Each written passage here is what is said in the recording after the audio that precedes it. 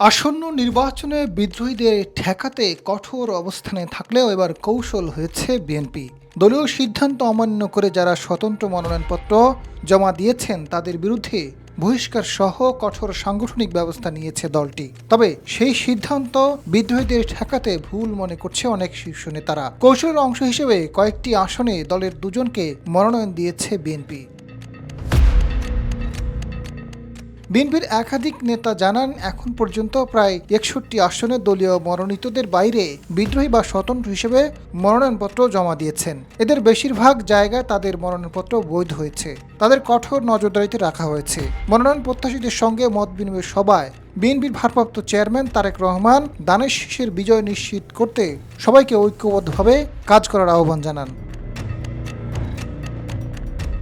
দলীয় সূত্র জানিয়েছে, বিদ্রোহী এবং স্বতন্ত্রদের ঠেকাতে তাদের সঙ্গে যোগাযোগ করে দলীয় নির্দেশনা জানিয়ে দেওয়া হয়েছে।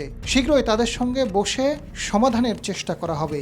এক্ষেত্রে মনোনয়নপত্র প্রত্যাহারের শেষ দিন পর্যন্ত দেখবে বিএনপি। এরপর দলের সিদ্ধান্ত কেউ না মানলে তাদের বিরুদ্ধে বহিষ্কার সহ সাংগঠনিক ব্যবস্থা নেওয়া হবে। এমনকি নেপথ্যে যদি কোনো নেতা থাকেন তাহলে তার বিরুদ্ধেও ব্যবস্থা নেওয়া হবে।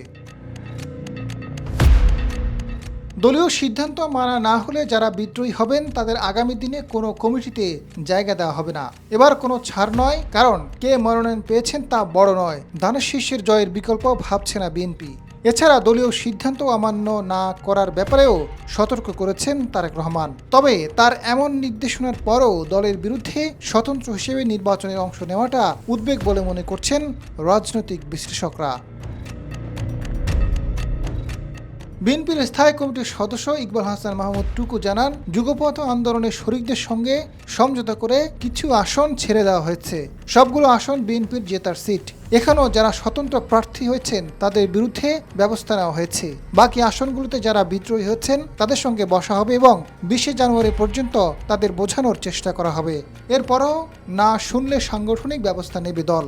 সেটা দল থেকে বহিষ্কার হতে পারে বা তার চেয়ে বেশি কঠিন সিদ্ধান্ত হতে পারে।